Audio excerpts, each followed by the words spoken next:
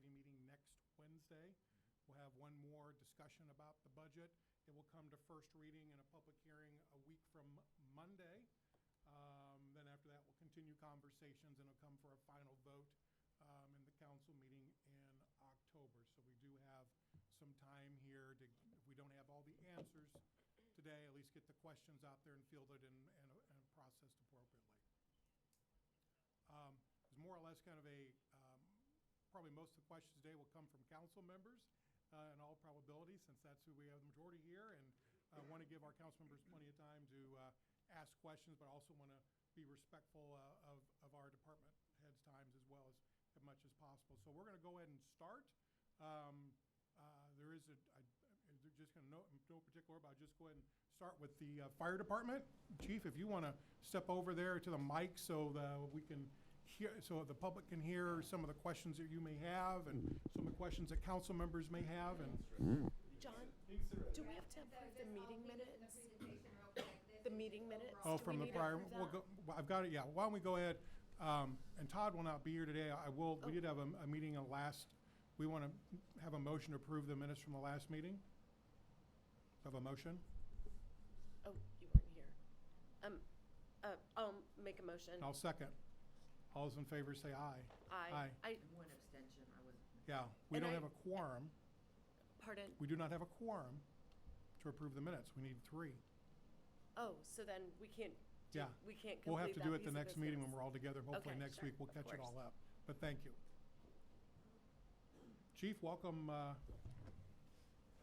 Thank you, sir. welcome to the review of the fire department. First, I want to thank you for your leadership. And, you know, one of the questions that I have more on a broad basis, we've got a new fire station coming online up in Brad's district, but also a district very near and dear to me because my son lives right by there as well, and his fiance. I wanted to make sure we have the teaming in place. And just to give and again, after I'm done, certainly other council members can ask questions about, drill down, but certainly I want to make sure we've got the budget in place to take care of that fire department, plus we have personnel in place to make sure that our needs are being fulfilled. Yes, we do. It'll be fully staffed, which is unusual. Can I? Come over here. Can everybody hear me? Is that working? Okay. Yeah. Which is unusual. Whenever you build a fire station, you can fully staff it. That's not common. So we'll be able to fully staff a fire engine, and that engine will have advanced life support EMS capability with a paramedic on it. In addition, we'll have an ambulance with advanced life support capability with a paramedic on it. So we'll have a fully functioning station that's equal to or better than our existing stations. I think it's important to note in his budget, because when we look at it, it shows no new personnel for 2023 for the fire department. In reality, we paid for half of those new folks' salaries this year in 2022. So if you see a large increase in their salary line item for 2023, it's because we're paying their full year salary. We didn't hire what was it, 12 this year, we didn't hire those 12 until July. So we didn't budget for the first 6 months of their salary. Next year, we got a budget for all 12 months of it. So that did soak up a lot of our discretionary income, just filling up the payroll for fire for next year. And the reason we fronted that with 6 months is they'll be ready to go and staff that station in January when it's ready to come online. Right now, those recruits are in the academy, so they'll be graduating on the same timeline as the station is ready to operate. So from day one, we'll be ready to go. You could see a picture of Station 97 there. It's important to note that I think I've been involved in 7 or 8 building projects for fire stations. This is the first time in my 40-year career that it is on budget and it is on time, which I'm very grateful for. It's crazy to think about in this building environment that happened, but the great teamwork with obviously the controller's office, B&W Construction, and my staff in the mayor's office has so far so good. We should be almost complete in mid-December and ready to staff it in January when the recruits graduate. Chief, other question I have for the current year, overtime for your team. Has that been something that's been excessive? Has it been within budget? Where are we at with respect to that? Well, yep, great question. We have two buckets of overtime costs. One is controllable overtime. That's if things get out of whack, we can control that amount, such as overtime for training, There's also an uncontrollable overtime budget if we have things happen in our community, like when we had COVID, when we have a recruit class. Those are uncontrollable things that we have to do. Storms where we call in extra personnel.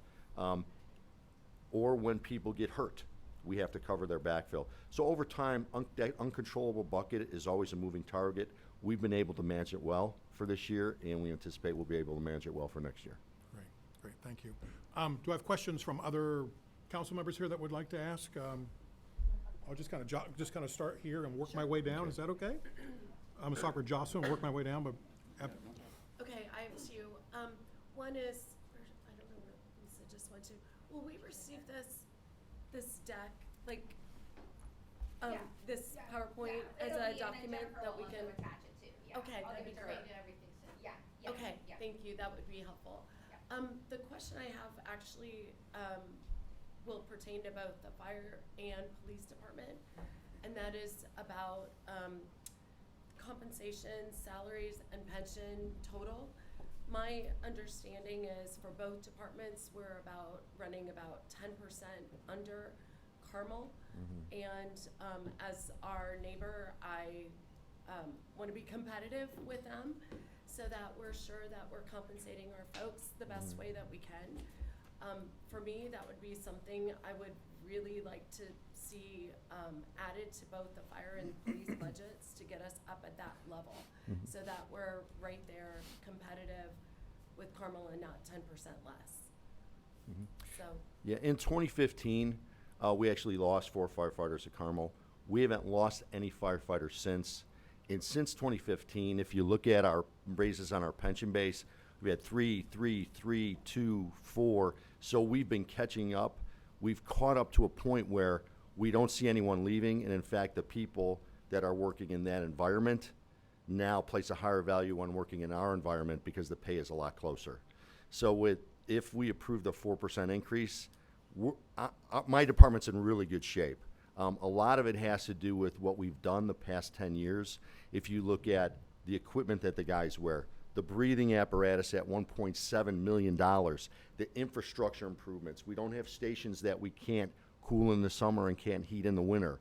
All those improvements plus additional personnel, our firefighters are really, really happy now. So if we stay on that track, I think we're in good shape. You're absolutely right. We have to make up that difference. And they know we can't flip a light switch, so they're being patient with us. And this year's raise really, really helps. They're really happy. So. I think there's also, you have to have money to be able to spend the money. And Carmel gets $20 million more a year in income tax than we do. So if you wanna make that leap and do a 17% increase for every public safety official, and by the way too, every one of my employees gets paid less than their equivalent in Carmel. It's not a uniquely public safety issue. You could go down any one of these departments and find the same thing. So if we really want to rectify that, we have to go rectify the revenue stream, which is Carmel getting about $20 million more a year. That's the equivalent of funding an entire fire department. The differentiation, and John was really instrumental in that. A few years ago, we got some of that back, but next year we're going to go right back to the old formula. We only had a 3-year window. We got some money, but we didn't get the amount of money that would be necessary to rectify this issue. So really for us to fundamentally change that and catch up with Carmel, we're going to have a revenue conversation. That revenue conversation is ultimately around income taxes to be able to do that. well, my top concern, I appreciate what you said about all the departments. My top concern right now is fire and police, and to get them equivalent to Carmel. And frankly, that's why I asked at the last meeting about our cash reserve plan to see if there's some opportunity there. So I'll leave that there for now. I just want to make note of it, and it is something that I would like to see, at least movement closer to catch up. Thank you. Cecilia? Well, for fire, I don't have any specific questions or anything like that. I am aware too about the change or the differentiation between Carmel and us and what kind of is involved in all that. So, and I've been talking with Chief Gephardt on as far as the police and you know, I feel we do a really good job. I think it's important that we, you know, just like, we did in sewer and all that, to reevaluate everything on a regular basis so that we're not at the point where we're not kind of not paying or not, you know, increasing whatever we need to do every year and reevaluating what we need to do to, maintain services or keep staff and whatnot. But Yeah, and there isn't anybody in the room that doesn't want to make more money. But we've come a long way. When you have 11 people in a fire station that was built to house 5, and you have to bring in portable air conditioners, and they're trying to stay warm, that's a big deal, because that shows that you value your employees when you provide them the resource and leadership support to do their job. We've done a really good job in the past 7 years. I mean, look around you. I mean, I remember when the council people were in a minibus going around to the stations, and we were telling them, we need new stations. Station 2 got remodeled. Station 3 got torn down and rebuilt. Station 91 got torn down and rebuilt, and now we're about to open Station 97. Ambulances were breaking down with patients in them. That's not happening anymore. So when you show your employees that you value them with the resource and leadership support, don't get me wrong, they want to make more money. But that goes a long way into making them happy and feel valued. Anything else, Cecilia? No. Brad? Is Abe and Armour gonna do the ribbon cutting? Yeah, they have, I have coffee with them more than I have with you. And I have to send them updates, so I just copy them. So Armin has asked for the ribbon cutting to be postponed until he gets back from Florida.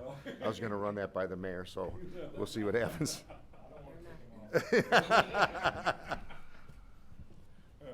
No, we, in the stations, we have over 3.1 runs, EMS runs, per week in Britton Falls, so it's needed.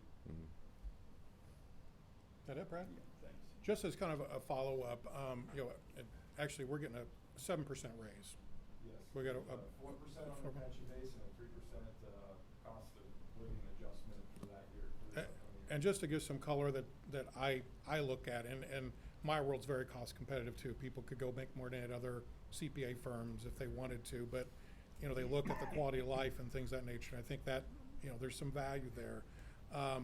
You know, I actually, believe it or not, I get emails. I got an email from a police officer thanking us for the raise. I'm not gonna say who it is.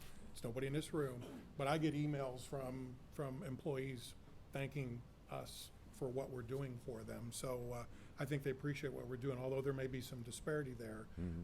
And I think, you know, when you look at what Carmel has, when you look at their highest paid employee as a firefighter, something seems a little bit odd there to me, but then that's just kind of my comment. We're a little more fiscally responsible in that regard. Chief, anything else you want to add to our conversation? We appreciate your time today. We've come out of COVID actually very well. If in your annual report, we probably touch, outside of 911 calls, about 67,000 residents, and we've increased that. I don't know if you've been on, you're aware the cul-de-sac and the neighborhood drills. We're working with HSC schools on a mentoring program using firefighters. We're working on a fire department buddy program with kids who are chronically ill, and that firehouse and that school district adopting them. So there's a lot of things that we're doing to increase our community outreach beyond the 911 call. That's good for our firefighters and good for our community. I think the one threat to his department they should be aware of financially is, you talk to our fleet director, fire engines, ladder trucks. A ladder truck used to cost $850,000. Now it's 1.4 to 1.6 million, and a 3-year lead time to get them. So we're literally talking about ordering trucks today that will not show up for 3 years.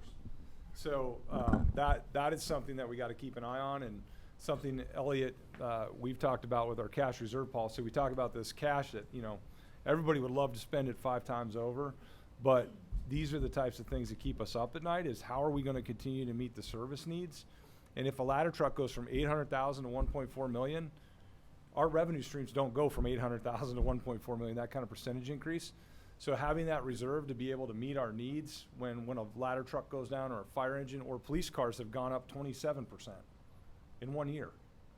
And so, and we can't even, you get a window, you get a 30-day window to make an order, and that will not come in until a year or a year and a half later. So those are the types of things that we have to keep an eye on when we think about cost moving forward. But appreciate it, Chief.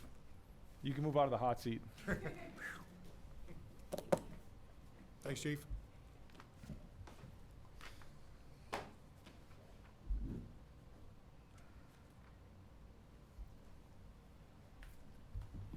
Just for the record, I'd like a fire department buddy. Be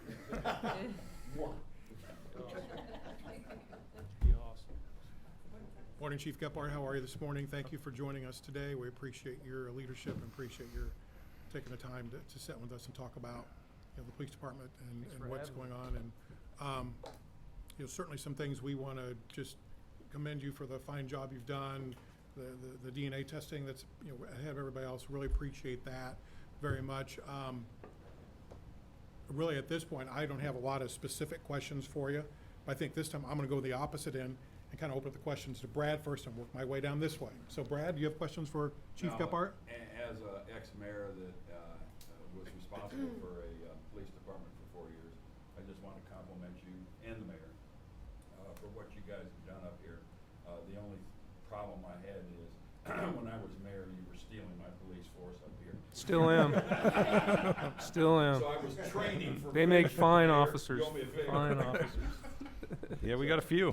Yeah, we have No, a few. I think you guys are doing a great job, and with all the crap going on with the defund the police, I get personally infuriated with it because I've been there leading a force, so I apologize for what's going on in Fishers, and hopefully we can get a correction to that. So you guys are doing a great job.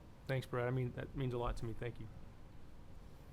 So I echo the same sentiments as Brad. I think now more than ever, we need to support the police department and the men and women that serve, and, morale is low, I'm sure, and, I wanna continue to make sure we're the safest city in the state of Indiana, the country. So whatever, we can do to support you. I know you and I have had some conversations on the flock, so wanted to see if you would talk a little bit about that. 'cause- Yeah. Well, so- and so those conversations have continued. Thank you for that. Thank you for your support. We are going to bring 10 more cameras online immediately because of some of those conversations. Flock is a license plate reader that allows us to place them strategically throughout the city. And what it's done is to help us catch criminals both coming in and exiting our community. And it's a phenomenal resource, and every city jurisdiction in this county, and I think to the tune of 290 cameras, are in Indianapolis. And we can tie into all those because we're a part of that program. So it's instrumental in catching the bad people that may come here and be here and commit crimes against us. So thank you for your movement on that. I appreciate it. Could comment on that. Last year you had a HOA meeting. Yep. There wasn't many of us there. Yeah. Can we have another HOA Absolutely. meeting and push that? 'Cause Sure. I've been trying to push it in Britt Falls.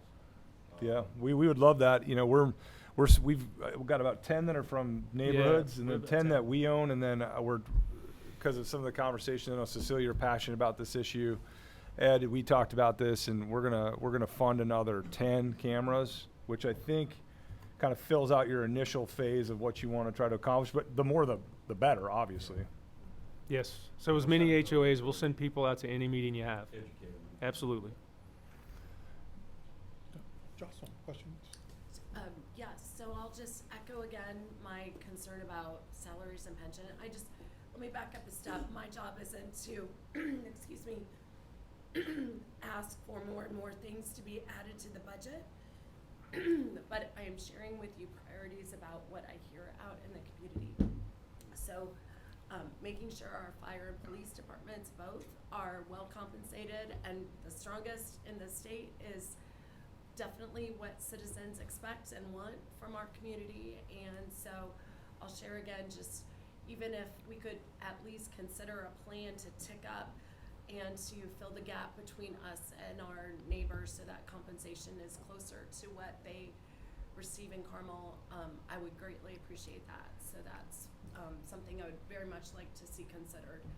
And then secondly, I'm going to echo something that Brad has advocated for quite some time now, and that is I will advocate for some city budget to be supportive of Prevail. They are building a new domestic violence shelter to serve our community, our county, for the first time. And although that they've received funding from the county for the actual brick and mortar, it is the operation of that facility that's lacking. I believe having an opportunity for domestic violence situations and survivors is directly correlated to the health and safety and well-being of our community. So when I have evaluated Prevail's operating budget for that new facility, I think a contribution commitment from our community to Prevail to operate that facility of $250,000 is not only needed, but would help encourage the other communities to do so as well. So I share that with you and the mayor, of course, for your consideration, but that is very important and something that our county has been needing for a very long time. I sat on the board for Prevail, so I know from experience of what you're speaking. The only thing I would ask that we don't escape our minds is the work that Cherish is doing with our Internet Crimes Against Children unit. They forensically interview and help the youth, the survivors that are making it out of these atrocious situations, and they've gone relatively in need as well. So I just hope we keep them both in concert when we're talking about help, because if our detectives don't have Cherish, those kids don't get interviewed forensically, and that's a problem. And Cherish did receive a nonprofit grant through the city this past year, for this year. Perfect. Thank you.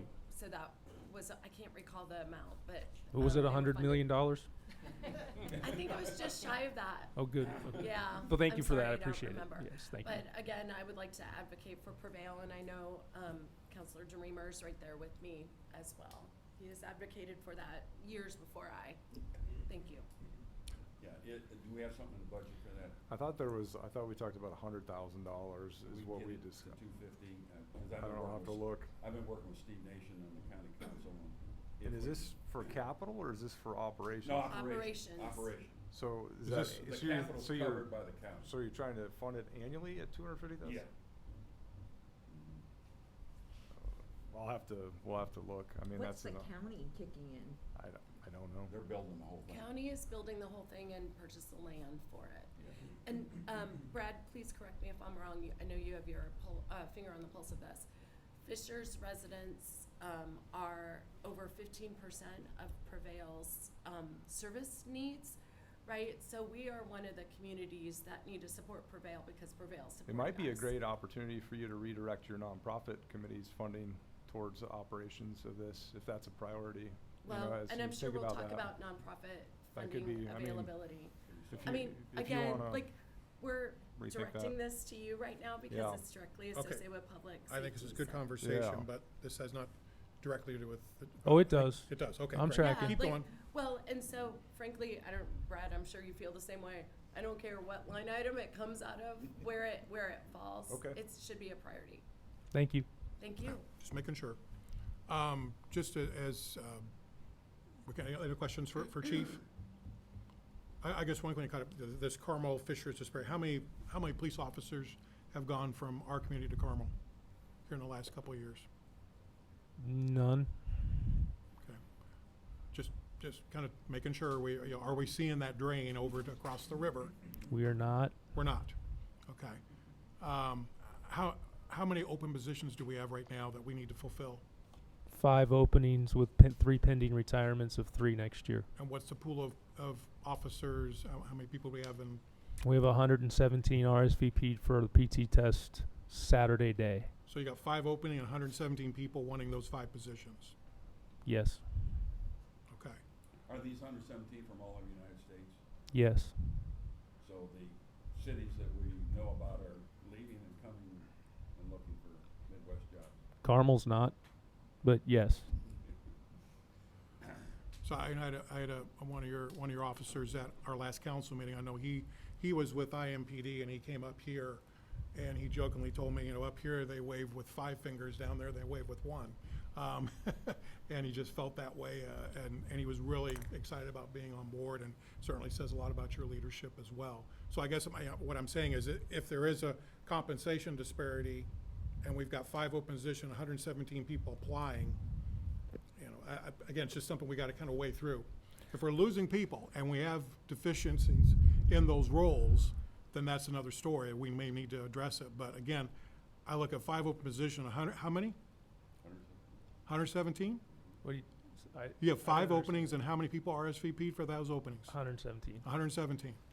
Yeah. Anyway, just kind of making sure, you know, it's, there's compensation, there's the job and everybody wants to make more money. Sure. But when you look at the, you know, the quality of the experience here as a law enforcement individual has got to be fairly significant to have 117 people interested in coming to work in the Fishers Police Department. Fair statement? Yeah, you know, first, you're putting me in a really difficult position, to be honest with you, because of how I feel and what I think. I think they all deserve to be millionaires at the way they're performing. Of course. Fair. But, you know, I could sit here and talk about a lot of different things in the room, whether it's, you know, Ashley bailing me out of a media scandal for race and racism, or whether it's Steve and I gearing fire up with helmets and vests to go in with us on a mass casualty shooting 10 years ago. We did that. Or whether it's, you know, Sarah paying my officers to work overtime, or whether it's Jason Taylor, who was out on Mojave first, trying to figure out what he can do, or Eric Pethtel, who lays pads down for my canine, and one of his guys runs my Citizens Academy. I can go around the room to my entire team and tell you that everybody in here deserves money and raises and so forth, and I just want that to be noted. Yes. Every human being's going to ask you for more money Absolutely. because we're human. So you're just, this is a difficult conversation because you're pitting me in between politics and my line. Do I want them to make more money? Sure. The question is do we have it and what it is? I mean, we're talking about $250,000 here. I'm trusted to do my job, and you guys let me do my job. I have political support, and I have mayor and I have deputy mayor support that allow us to do things that police agencies across the United States aren't allowed to do. And it should be noted that that trust allows us to do rapid DNA or fingerprinting, or it allows us to do a strategical gun plan and write legislation that Jordan Alexander wrote in the city. I didn't even write the first initial thing. Or our canine team who trains the entire county, or our dive team, or our honor guard who's training the entire county. And the list goes on, and we've been accredited with excellence over 20 years. I think there's a lot of great things going on, but it's because of the entire city is allowing it to happen, and the support that we have, even to the point where the murder suspect that was taken into custody was a technique that law enforcement is not using anymore, but I feel it's necessary to bring those people into custody. Support's important. Looking at the entire plan is important. I mean, there's a lot of other things here that the deputy mayor and I went back and forth of changing our pay scale and making it reasonable and right, increasing incentive pays for specialties, increasing our clothing allowance. There's a lot of things on the table here, not just the 7% that need to be taken into accountability, of trying to do a good level playing job of making sure that it's important to have a good functioning city. It's important to have great police officers. It's important to have great fire and parks and everything else. And I just want you to know that I'm not one spoke in the wheel. It's the whole wheel that's going to roll this thing forward for us. So it's tough when you put me in a public meeting in front of the officers and say, what do you think should or shouldn't happen? Yeah. I think they should all be millionaires, every one of them. It's just not possible. Yeah, Yeah. fair sure. statement. Thank you. And Well said. historically, I mean, since we've been on the city council, we've always tried to provide some kind of additional raise for all our employees, which, you know, I think that's a good thing. And So- Lisa's That's a been good thing. supportive too. She That's a gets good me thing. gym equipment so we can stay healthy. Solid. There's just a lot of people doing a lot of things to help police be good at what they do, and the council's a part of that. You know, Flock's a part of that. The supports of John, you're the first person to call when there's something going on out there to check on my line. It's all noted. I was on the Senate floor with Jocelyn about concealed carry.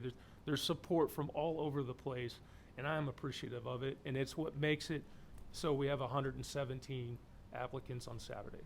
Thank you. Thank you. Chief, thank you very much for your time today, and we appreciate your input. Thanks, John. You're welcome.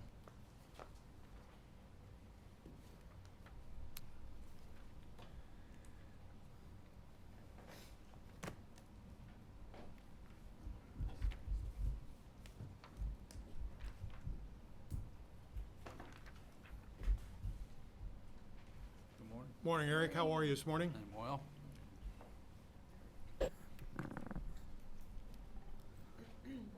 Eric, I have no direct questions for you, but just say thank you for all the good work you've done for us, doing for us over the years. I had the pleasure of operating a snowplow for the first time in my life in January. It was certainly, You have your CDL license? I don't, I Oh. drove. We didn't put him in a big truck. We Yeah. kept him in a little truck. Got to kind of see it firsthand. I guess one of the questions I have for you just starting out is, do you feel you have the resources from this budget to be able to attack the goals and objectives that we have for Public Works for 2023?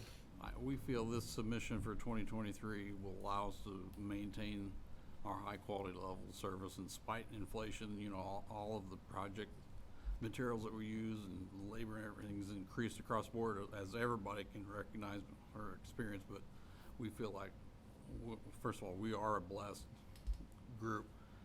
The mayor and the council always gives us the means to do our job. So yes, to your correct question. Okay. I just I'll start with I really don't have any more direct questions. I'll just start down here. Jocelyn, do you have any questions for Eric? We're ready for winter, right? We're ready. We're going through and calibrating all the equipment and running through the plows, and we've already started the process. I love it. Thank you. It's hard to think about, and just the rumor is it's going to be a wicked winter. So, thank you for what you do. I don't have any questions. Thank you. Cecilia? Oh, thank you again for everything you do. Your team is always doing an excellent job. I'm looking here where it says the sidewalk panel repairs and, do we have a list? Could we get like a list? I get questions sometimes of, We do have a list, but it's a moving priorities or- target. Because we try to follow in behind engineering's resurface programs every year, and that really changes over the winter. The freeze and thaws and the changes of the conditions of the road his roads don't get finalized until the spring, so therefore our list doesn't get finalized until then. So, but we do have a list that we're gearing up for, and I'll share that with you. That would be great. I get those questions all the time. Hey, our roads need to be repaired or something, you know, Yeah. paved and everything. So that would be great to have that list. I don't have any other questions. Okay. Okay. Brad? I should have asked this last year. Would you explain to me our HSE Fisher Sewer versus the Public Works? Yep, so, Jonathan is our Director of Water Quality, and he ultimately reports up to Eric, but Jonathan really runs point on the operations, the day-to-day operations, the capital projects that we work on. Jonathan's responsible for that, and those two entities have now merged successfully. And financially, we're doing quite well. The budget demonstrates that we're gonna be able to meet all the operational needs, and it's gonna be a successful endeavor. And the work that these folks have done over a year, less than a year, I mean, we're now, 9 months into operations. And let me just say that in any merger or acquisition, the party that's being acquired isn't always really excited about that. And so Jonathan and his team had to really scramble to be able to understand how all the lift stations work. And I think Jonathan can speak more intelligently than I can to it, but now that we're in the operations of it, we see a lot of opportunities for us to actually improve the level of service and the quality of the infrastructure that's there. So we brought, I'll use HSE, okay? Yeah. We brought that into the civil side? Yep. Why aren't we keeping that as a utility? Oh, no, I'm sorry, it is, It's it a is, sewer it very much utility. is. It's Yes. operating as an enterprise function, as a It sewer is. utility. Okay. It Yeah, stands so- alone like an enterprise fund. It is a Yeah. utility. Yeah, it's a Okay. utility. Yes. Just- And are the budgets separate? Yes. So the yeah, funds it's are a separate. sewer- Oh, okay, okay. So it's a We don't combined- intermingle, no. Okay, 'cause Yeah, I yeah, don't no, wanna no, mix no, no. ratepayers and taxpayers. No, no, it's a Yeah. business. Okay. It runs like a It business. operates as an enterprise function. It's just commingled with Okay. the original Yeah. 5,000 we had. I just So wanna- now, yeah, but it's still We're good. the enterprise function. Yes. Thank you. And the good news is with that acquisition, Brad, I guess my message would be that business is healthy and well. Because we made a lot of assumptions in acquiring that on revenues and expenditures, and as we look to the 23 budget, that business is going to do well. Okay.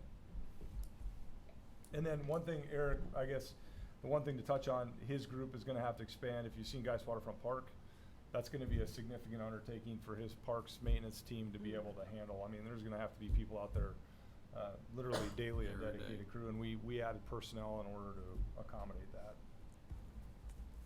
He's added personnel, that's our two hires for next year. We've also got a couple of bullet points for projects out there already. A storage facility, so we don't have to tow our equipment in and out every single day. So we're already improving upon what's not even open yet. All right, sir, thank you. Question? Thank you, Eric. Thank you. And then, I don't know if anybody has, or Jason, if this is what would be the water quality the sewer budgets that would fall under, Jonathan. So, just as we've talked about, the budget you see is substantially higher than what was the 2022 budget because we have now 35,000 customers instead of 30,000, or 5,000 customers, so adding that additional 30,000, but, as Jonathan will tell you, we're in kind of the swing of things now and getting everything, figured out and operating pretty well now, so he's got some opportunities in 2023,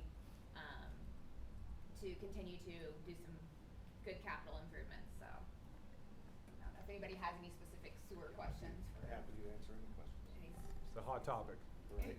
You wanna talk about 116 Cumberland? Please, I was gonna say. That's always a, I know that's the big one, right? Yep. Part of this budget that we do have is to take care of that issue over there at 106 in Cumberland. I think this year, we have received minimal complaints on odors. I don't know if any of you have received calls or anything like that. I know it used to in the past quite a bit in that area. The number of calls has certainly dropped. Right. And a lot of that has to do with maintenance to begin with, because once we got into that facility, you know, there was kind of a lack of maintenance that was going on with the previous ownership. So it began there.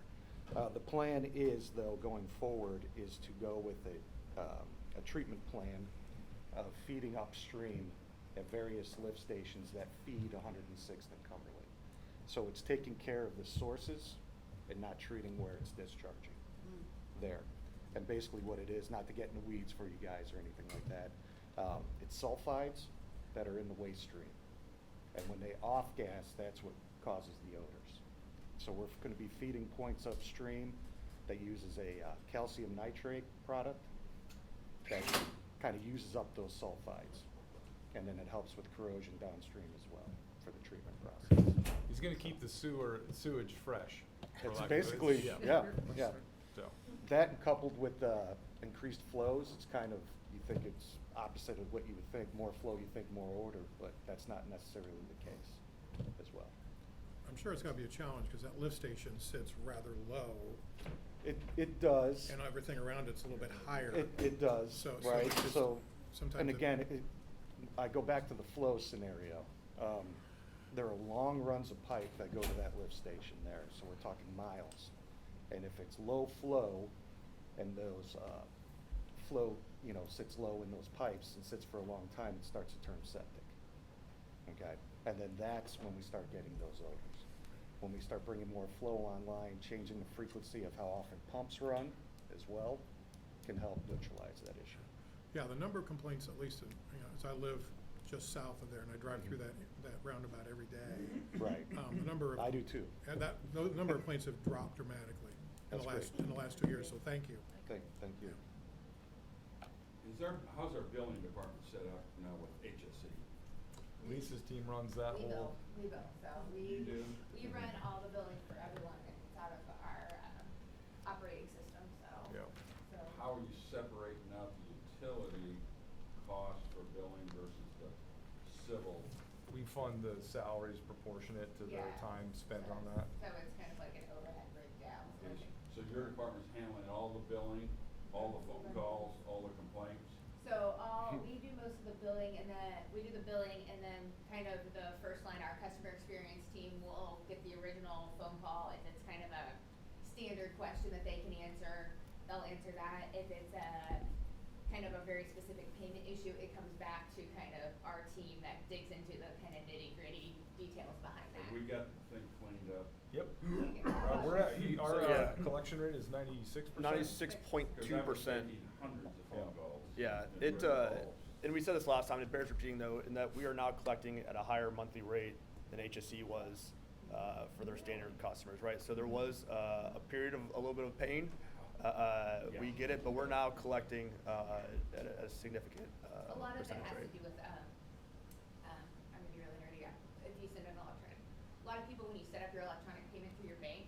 They didn't understand the difference. Yes. And whoever was answering the phone did a terrible job, didn't explain A versus B. B thought A thought B, oh, what a mess.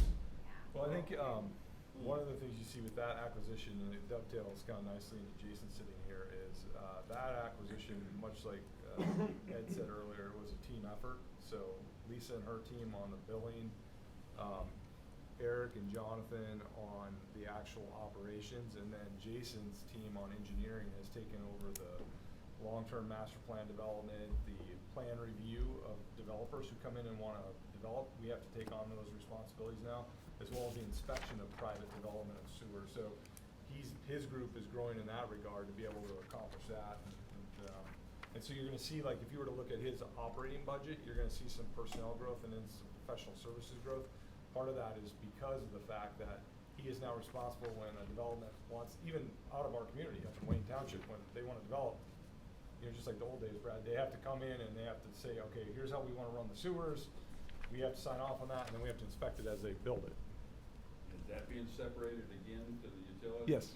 Because Yeah. before, we weren't inspecting. Yeah, no, so those costs are, separate and the revenues are separate, they're like a business, it's like an Yeah, it's internal all consulting, private, yes, yeah, it's all intercompany. absolutely. Okay, Yeah, So go ahead, Jason. I just wanna make yeah, Yeah, absolutely. profit. Yeah, no, I get it. yeah, it's, yeah. Good morning. Thanks for having me here. I appreciate it. On our engineering budget, you can see that it's pretty comparable to last year with regards to the funding amount. What you don't see or may not be clear is the amount of work that we're doing that is included in the federal funds that we've been awarded. And that's already money that we've been awarded, but does not include the Next Level Trail grant work for next year, nor does it include anything that we may be awarded that we've recently submitted for on the community crossing matching grant. So we're gonna submit for an additional $2 million that we would put into our resurface budget. And on our resurfacing, we're really gonna focus on 2 contracts, as Eric had alluded to. We're doing it a little different than previous years, meaning that we've already submitted for funding now for the CCMG for resurfacing, where we would wait to do that until late this year and get that first resurface contract out. We're trying to get out ahead of it just to beat the inflation prices that we're seeing in the industry. In addition, our budget is trying to do our best into taking into account the inflation that we are seeing. We're seeing it slow down a little bit, but still increasing. But ultimately, we're still moving forward with making a big push on our intersection improvements through our federal and state now funding process. Continuing the design. Some of the key projects for next year are going to be Geist Greenway. We're making a big emphasis on pedestrian facilities, and then Florida Road root curve correction is part of that. And then we've got other ones, such as we've got Cumberland Road rehabilitation that we're trying to get, which includes the bridge and the county participation. And then we're getting the backbone of the Nickel Plate Trail from 96 to 106 completed. That we're going to have that out to bid, and then the pedestrian bridge, the goal would be in 2024 to have that.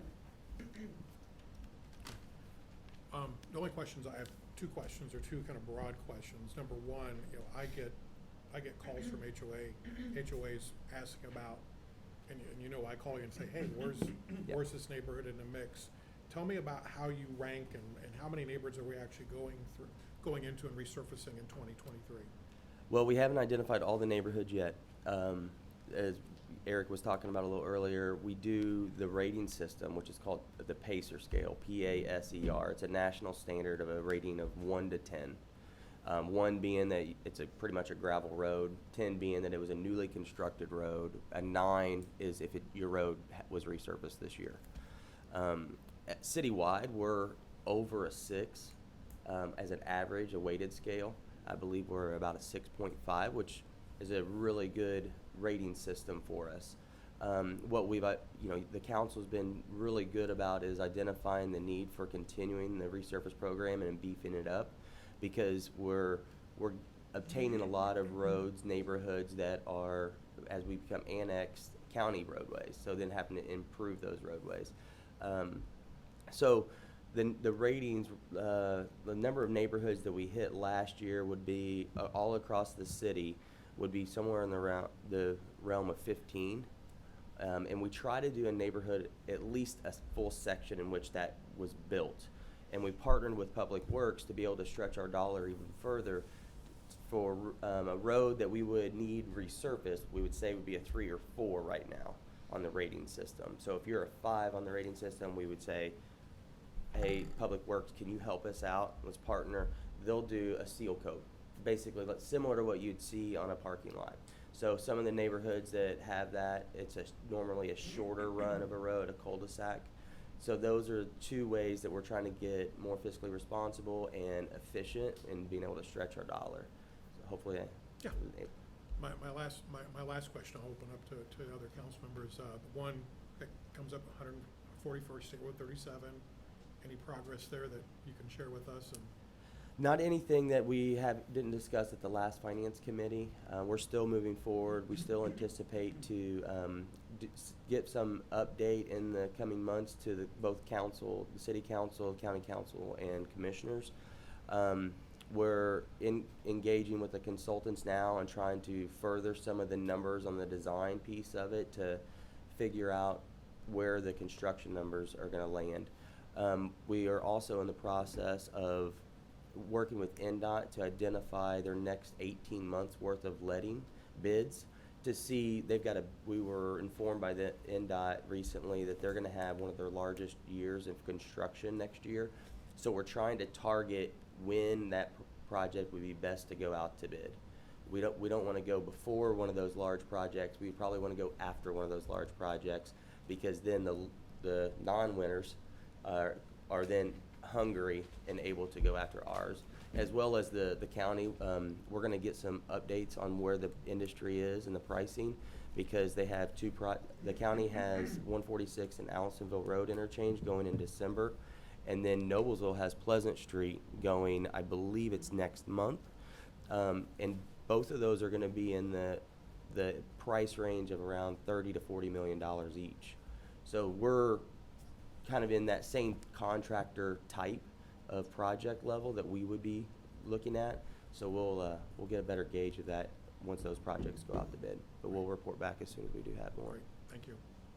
Question from Councilor Ross? Well, good question. So just to make sure I'm clear, so when you talk about design considerations for 141st Street, we're still committed to the original design. That hasn't changed. Correct. And I know there's a process in front of us, but as of right now, there's no anticipation that it needs to be Yep, re-triggered. that is correct. Right. Okay. Moving forward is the interchange, roundabout interchange. Okay, good, thank you. Yeah. I have a couple other things. One of the top things I hear about is neighbors who love the Nickel Plate Trail still struggle to access it. And is that something that's part of your budget or a plan for moving forward? We have a lovely amenity, but it's hard for people to get to it safely. So there may be 2 answers to that question. One would be that Eric in Public Works, their team is handling the residents that are right along the trail, and we have a grant program, and as well as his team is taking on that connection, and whether it's a stairs or Right. just a at-grade connection. The second part of that question would be the trail connections along the roadways. We are targeting that. That's one thing that we are looking to submit for state funding this year, which is unfortunately a 3-year design and then construction. But we're looking at doing all our trail gaps and making a submittal. No guarantees that we'll be awarded any funds, but we also on a couple of the missing connections or the trail gaps, we have pursued previous grants through DNR, as well as we've recently are going to be, we were awarded the Next Level Trail grant. Right. That is going to make that connection at 106th Street. So we are talking about the same thing, right?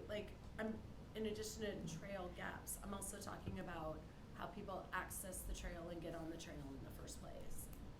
Right, so like, frankly, the sidewalks to get So- you to the trail. So are you referring to a sidewalk from a neighborhood to the roadway trail? That is something we've, you'll notice Yes. this resurface this year, construction, and even last year, we have been including in our resurface contracts. Berkeley Grove, I believe, was one of them. Eller Trail was another. Eller Run was another one that we were able to target. We had Lantern Road that we were able to make a connection in front of the one of the businesses there at Sunblessed. So we are actively pursuing that as every resurface contract that we do when we're in a neighborhood. Is there a way that we could get more specific information about that plan so we can share that with citizens? I mean, just Yeah. in terms of, yes, this is a priority for this year, or frankly, no, it's not. But again, it's one of the top things that I hear all the time. People love the trail. They don't love sometimes their way to be able to access it safely. So I think this is a priority, so. I can We don't need to dig certainly, into all the yeah. details right now, but it is something that I'd like more information on and understanding what type of priority is and when it moves to the top of the list. Well, I think it speaks that we are doing the trail gap, and I refer to it as a trail gap application, but it's a pedestrian gap application that we're submitting for. That is a priority in what we're trying to make, as well as we're actively pursuing construction as part of our resurface. I can get you something. It'll give me a few months because as part of our resurface and our rating system, that's when we're gonna have a better understanding of which neighborhoods we're in, because we get a better pricing, as well as it allows us to stay along the same corridor area. Okay, thank you, I'd appreciate that. I have on my list to ask you about, because Mike Colby would be very proud if we asked you about private roads. Again, we don't need to dig into that, but that was something that I mentioned the last time we met. I know that is being executed, but I wanted more information about, frankly, how that was going and the participation or the temperature from businesses that are being affected by this. And frankly, to get down to why we're here, do we need, as a city, to supplement a budget to get this work done that I think we've realized is a top priority? So, I don't know if there's anything you can I can address give you right an- now, but it is something yeah, I want more information on. Specific to outline. our budget, we do not have to take that into consideration of our budget, because that is through the Barrett Law process. We've been receiving positive feedback with the businesses as we approach the commercial roadways that are acting like public roadways. So Right. that's a legal process that we're kind of marching through. We're re-engaging with a lot of the businesses, and on the, so financially, at this time, we do not have it in our budget. We do not feel there's a need for it to be in our budget, and everyone has been very receptive of the process. Okay, if I could just have a little bit more detail on that. Mhm. I'm glad to, that is great news. That is great news.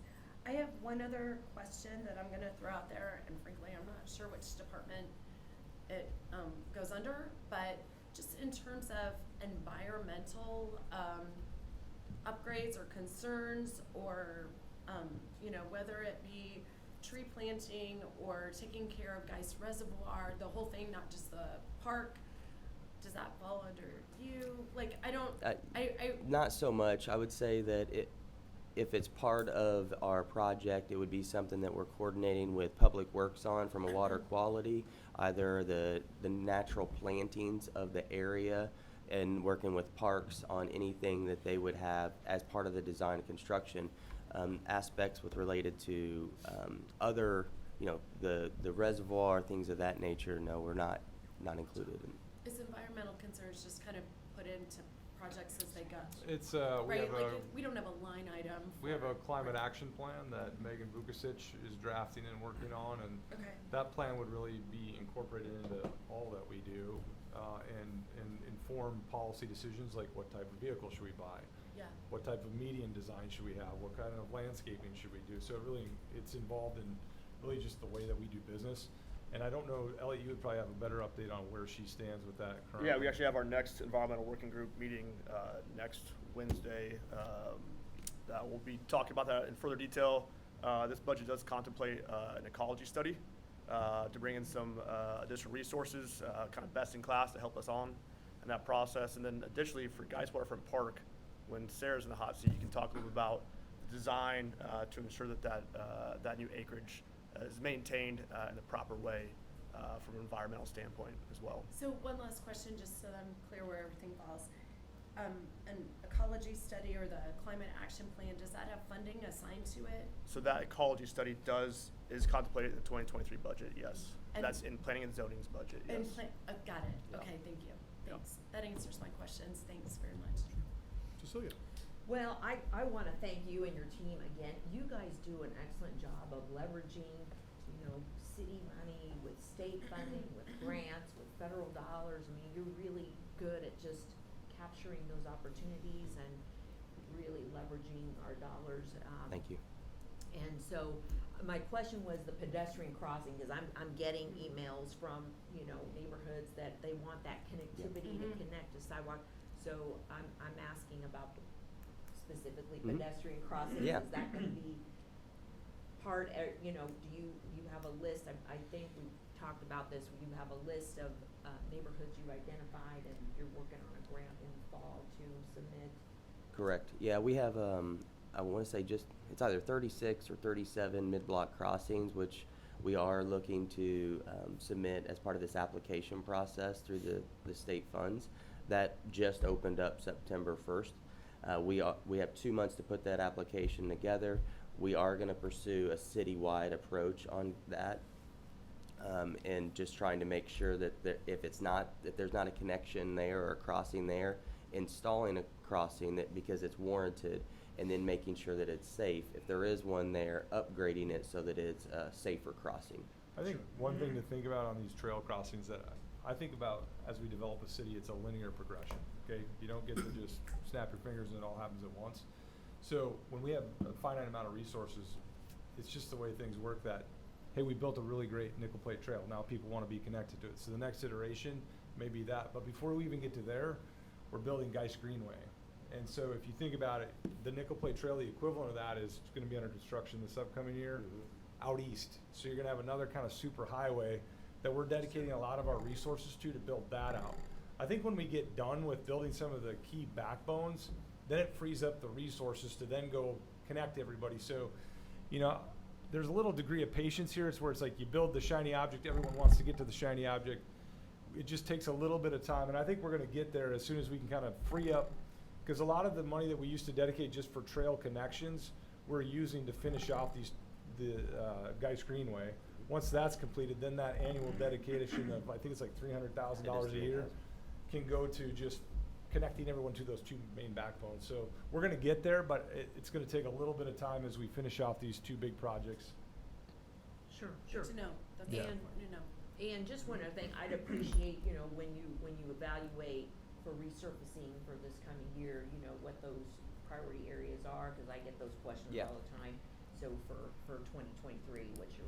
Okay, that we'll would be great. communicate something as soon as we have it. We'll do it in 2 rounds of contracts. We'll make sure that we pass something along.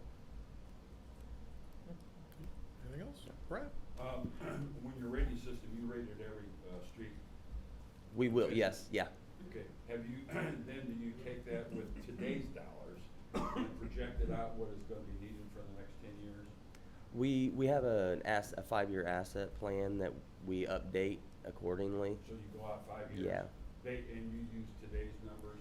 Or Yes, what- we use today's numbers because that rating system does not kind of degrade on a regular, like it's a 5 this year, doesn't mean it's going to be a 4 next year. So we have to re-rate it, and that's what makes it difficult to project out. The easier roadways are the main thoroughfares to say that one's probably going to be on a more routine resurface program versus a neighborhood, and which unfortunately the neighborhoods are the ones that we probably are getting the most requests from. So do you feel you have something for the next 5 years?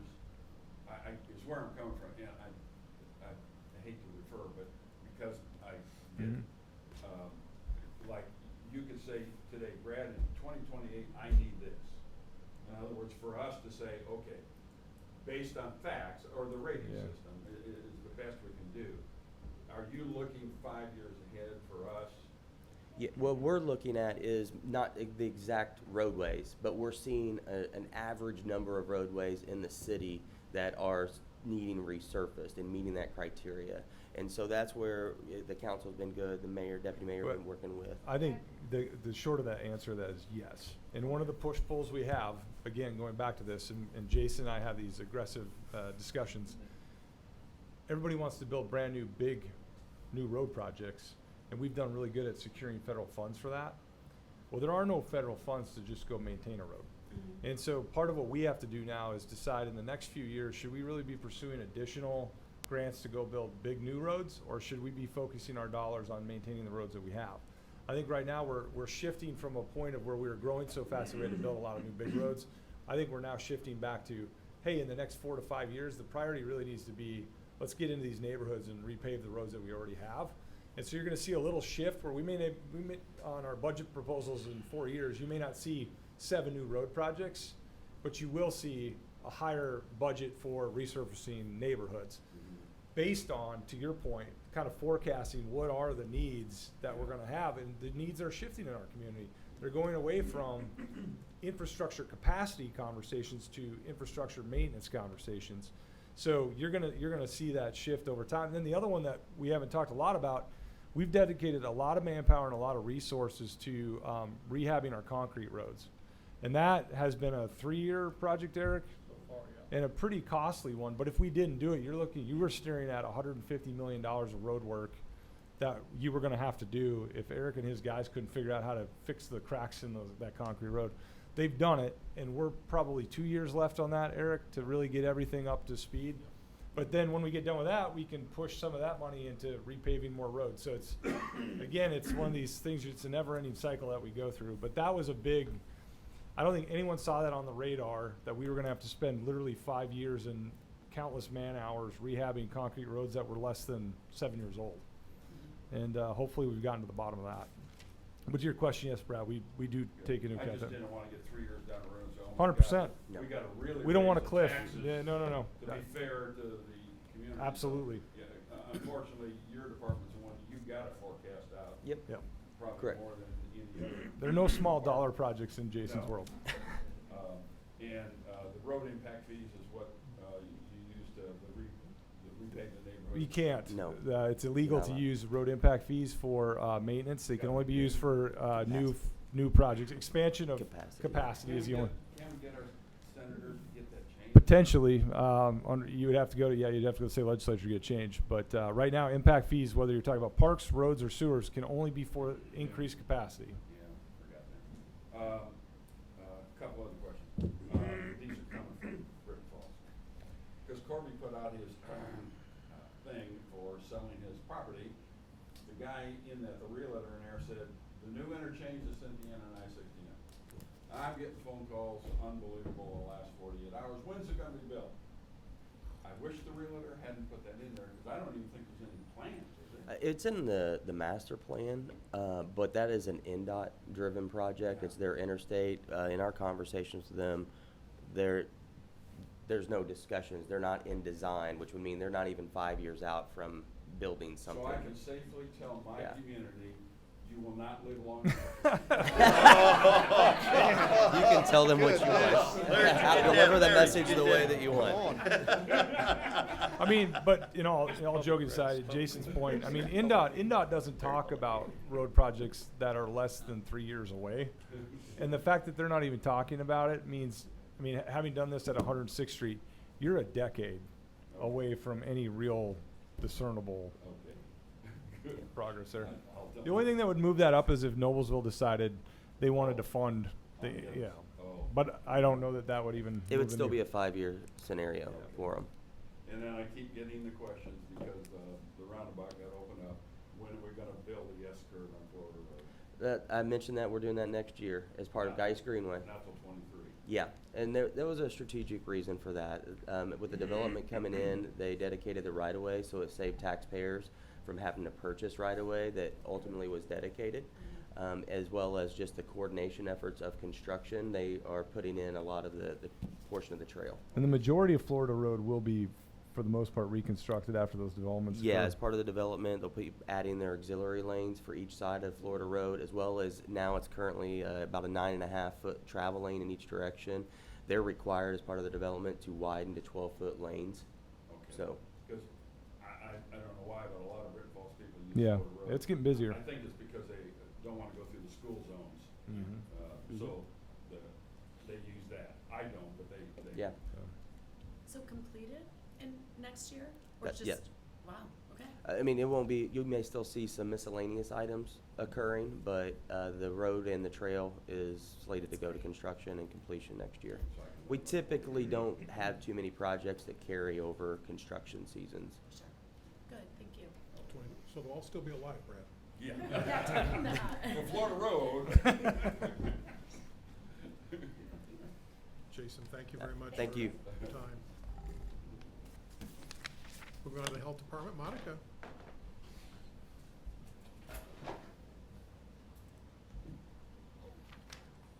I don't, John, if it's okay too, if the department heads that have already talked, if they're, If you've already talked and you And want you to. got other things to do. Move on with your day, feel free to move on with your day. Thank you got a very lot much of for- they got a lot of high-paying people sitting here, so. I know, if they're all over like there, to all fidgety turn and them loose everything. somewhere. Not as high as Carmel. Not as high as Carmel, but yeah. Thank you, folks. Thank you. Bye, thank you. Monica did the short straw, and Sarah did straws at the end here. Now you can see the food. Yeah, right. I like the fun. Good morning, everyone. For the record, Monica Heltz, Director of Public Health. So our budget, as you can possibly guess, doesn't capture a lot of the actual work that we're doing. So I just wanted to make a note of that we have the largest portion of our staff is funded through grant money. We expect to be able to continue to utilize that grant money at a relatively high level for us for maybe a year or two more, just with that COVID money that's come in. But I kind of wanted to give you kind of the scale of that. We have 7 full-time and 1 part-time employee that are with city money for the health department. We also have 4 full-time and 2 part-time employees that are on grant funds, and another 2 full-time that we're hoping to hire soon as we get the grant contracts in place. One of those is a social worker. The other one's a community health advocate that you all approved those positions for a couple of months ago. We're still waiting on those contracts, so that's why those haven't moved yet. And then we have 29 part-time employees and contract workers that we're still primarily funding through FEMA reimbursement that we hope to get, which we have not completely received all the FEMA reimbursement yet. So I just wanted to make a note of that. It's a pretty large amount of our staff and our operations that are grant funded. It's pretty common for health departments to be heavily grant funded. Unfortunate for us, it makes it a lot more difficult to maintain those operations and to give that assurance to the employees that funding will be there, because oftentimes it is not. But some of those funds are pretty stable. They come from the State Department of Health, and they're regular and they're reoccurring, and we're able to communicate that. A lot of the money that we have right now is COVID money. So we're making that stretch as long as we can to continue to fund the operations that we have, including the testing site, the vaccines. You may have heard there's new boosters that have come out. We've just received those. We're waiting to be able to document them. We hope to start administering those any day. It's flu season, get your flu shot. There's a public service announcement. So a lot of different moving pieces in that. So that's why we're not running the health department with just this amount of funds, I guess is what I'm wanting to say. As we transition out of COVID, we're really looking, well, I'm hoping we're transitioning out of COVID. I keep being wrong about that, but we're hoping that we can really put efforts into some of those broader health department activities. One of those, as we mentioned in the work session before the last council meeting, is a restaurant grading scale. So we're looking to implement that. We've had our first set of meetings with our operators, and we have another meeting coming up as well. It's gone very well so far as those conversations go. We're completing our community health assessment, which will lead into an community health improvement plan. We're looking as we build the health department, we're kind of looking to build it with the pieces in place that are required for accreditation. Accreditation is a fairly lengthy process for public health departments. There are very few in Indiana that are accredited. I think 5 maybe. It's a relatively new process for public health, but we're trying to build our structures and systems in such a way that it makes it easy to get that accreditation. We're not having to rebuild things.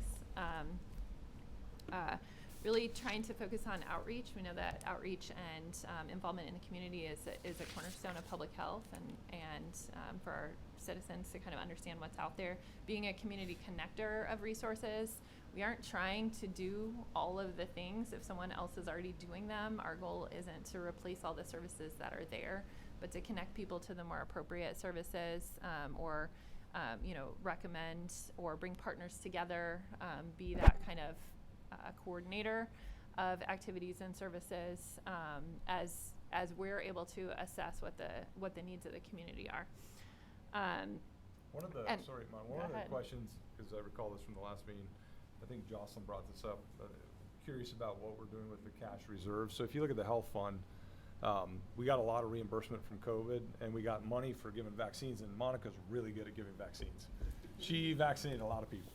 I really like and- giving vaccines. Yeah, yeah. I'll give you all your boosters. It's her happy place. If you want a shot, this woman will give it to you. Like to see people cry, I think. But our goal, Monica's health department really needs a home. It needs a permanent home where she can do all the activities, like the Marsh store, or the Kroger store. Well, it was Marsh. It was a great temporary place, and thanks to Eric's people, they kept it alive. But that building was in bad shape. She's currently temporarily over here at Technology Drive. It's under construction. It's a temporary home. Our vision is for her to be incorporated with our community center, where all the wellness culture that we're trying to create, she's front and center in that. And so that whether you're a senior citizen, whether you're a young person coming into that facility, you can interact with our public health department. So building out that home for her is what we really see those cash reserves being able to be utilized for, is to be able to create kind of a world-class facility for Monica and her staff to call a permanent home. She's been very patient with all the different moves and different iterations, but that's ultimately where we need to land, and that's why we were fortunate to see that revenue come in, and we've been holding that for the opportunity to really equip that and build it out to the nth degree. Well, Monica, Yeah, go ahead. please, after you. You have more to add? I was just going to continue a little bit in that, some of the examples of the types of community things that we're coordinating right now. We're looking at falls prevention programming. We know that falls make up 16% of our EMS runs, so I'm working with EMS to figure out how we can start an initiative to reduce falls. That's going to save the fire department money. It's also going to save a lot of people their livelihood, their funds, their resources for things that could be preventable. So that's just an example of where we can cross-collaborate with various different agencies, IU Health, St. Vincent, community, pull partners together to say, let's work on this common purpose, and use some of our city agencies and resources to help them out too. So just an example of the kinds of things that we do that aren't COVID. Any questions? Sure, I will. Go ahead. I'll start, and I'll let Brad, and we'll go. This Left, right, middle. Yeah, I'm just trying to give everybody equal. Do the popcorn Start this one time. and work the other. Monica, certainly, 3 years ago, this department didn't even exist. Yeah. We didn't have this department, it wasn't part of our budget, and I just want to appreciate your leadership that you've shown, especially in the infancy of the health department, and some of the daggers that came your way with respect to some of the things that we did. Well, it's good to kind of be to a point where we're at a back to somewhat of a normal state, or that whatever that new normal is. I think it's really important to have a permanent home for it, because I know you've been at the fire department, you've been moving around ever since. I'm this still department- at the fire Are department. you The still at the fire clinic is department? over there, But, yeah. and the clinic, and, we got our boosters at the clinic. It's been Mm-hmm. a great experience. Just to remind taxpayers, our tax rate for the health department is lower than the county tax rate that they're charging. I believe it was as of last year. It was last year. Yeah, I can't say what it'll be this upcoming year, but it was last year.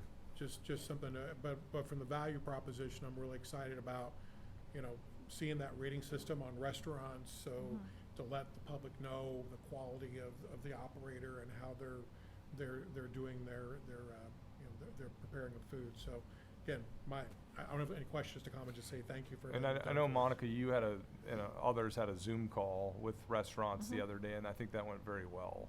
Yep. As far as I know, it was a good conversation with restaurants. So we're engaging the business community, and it seems to be well received. Good. Yeah, they had a lot of logistical questions, but not a lot of complaints or criticisms or worries. And I also recently spoke with Milwaukee Health Department, and that's the one that we kind of used as a framework. And theirs is relatively new too. And all the recommendations they had for us were all the things that we've been doing, which was going out and educating, being part of that FDA process that I mentioned. Really engaging the operators, like having the calls that we're having, all of those steps were. I felt really good that we were making the right steps, because they're 3 years in and we can learn a lot of lessons from them. But they were really happy that they implemented theirs as well. One thing I'd be interested in seeing at some point is what that vision is for the permanent home for that health department and how those cash reserves are going to be implemented. Yep. I'd like to see that at some point for our committee to kind of I make think sure. we're close. Okay. To being able to bring the community center conversation I think it'd be something good for us to. to the forefront with a design and a budget and a vision for what that's going to look like. Great. So hope to bring that yet this fall. Brad? First of all, I'd like to thank you tremendously for what you've done. When the mayor asked me what my opinion was of forming it, 100% behind him. I know it was a tough decision for him to make. You guys took a lot of crap, which I'm sorry that you had to, but I'm 100% in agreement with it because I've dealt with it as a mayor, and I know what you're going through, and you guys are doing a fantastic job, and I brag about you guys all the time. Personal thank you to both the mayor and you. You checked on me and Britton Falls weekly for over a year, and I've let everybody know, guys, they call me every week to make sure you guys are okay. And the things you volunteered to do that unfortunately Pulte wouldn't allow you, but I appreciate you even wanting to come out to do that. So I thank you. Well, for now that. you guys are in charge out there, so we can. Yeah, right, now we can do it. Come on. That's right. So I just sincerely want to thank Monica. You've done a great job. I've been very impressed with it, and the mayor made the right decision doing it. Appreciate it. The rating on the restrooms, I'm 100% for that. I did that when I was mayor. It wasn't done before me, and the good restaurants will love it because they'll get more customers coming in when they got that A on the door, and the C's will start saying, "Uh-oh, my sales are going down." So it's fantastic. I really appreciate us going to do that. On the communication, if I do a monthly newsletter or more, if you want to give me something on a monthly basis or something, I'll push it out to the 2,000 people in Britton Falls. Be glad to do that for you. The falls, that is a fantastic idea. If you could work with me on that. Unfortunately, my age group, when they fall, sometimes that's it. bad, yeah. One of the guys that's the biggest supporter of Prevail fell, and Yeah. between us, he will probably never come home. Yeah. He will probably die in the hospital, and he's one of the biggest donators of Prevail. Another one, she fell, hip replacement, but she's gonna come home. So we get a lot of falls out in Britton Falls, for whatever reason. Unfortunately, we've had 2 fall, hit the counter and die, DOA before Yep. EMS even got there. So I would be glad to work with you on anything we can to educate my generation out there on falls, because unfortunately it's And we're in the infancy of that project, but we were fortunate to be chosen as a pilot location for the National Association of City and County Health Officials because they're writing a guidebook basically for public health, a toolkit for public health departments. So that allowed us expert consult. So we used that opportunity to say, this is a real problem. EMS has it as their highest priority. I So think that would be great. We yeah. could probably save some lives by having. Yeah, my father-in-law is in surgery this morning for a fall, and my dad had surgery 2 weeks ago for a fall. So, Wow. so it's definitely. I think we all know people that have had serious effects. I brag about you all the time. Thank you so much. I'm next, okay. Well, I echo the same sentiments of John and Brad. I think you've done an excellent job, and I do feel that as we're coming through out of COVID, that we have an opportunity to really engage the community and really focus on becoming a healthier community because we have our own health department. And I'm excited to see, what comes out as you get through all of the growing and building of how we can do just that, the falls, identifying. I was curious about like the mental health aspect of things like that. So could you touch on maybe what you're going to be doing, or is there anything in the budget towards mental health going into 20? So one of the problems of being grant dependent is that a lot of those funds are directed for specific purposes. So a lot of the money that's coming in right now is directed specifically to vaccines and to catching up kids who are behind on their back to school shots. And those sorts of activities. An example of that is the community health advocate position. It's specifically for vaccines. So that is a challenge when you're using a large amount of your budget. Like they often put those strings attached to different things. However, one of the grants we were able to obtain technically is under the fire department, and that's a community paramedicine grant, and that's where the social worker comes in. So the focus on that is partly for emergency mental health support, but also partly to do a lot of those community connections to support the follow-up work that the community paramedicine team does, and to take it a bit further, expand it a bit out from mental health.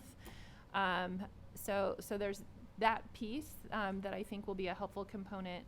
The other thing I would mention is that in coordination with Jake here, our director of recreation and wellness, and Sarah, our parks director, we've been working on plans for the last quite a few months to try to figure out how we can create a culture of health and increase community connections, because we know that that's so critical for mental health and wellness.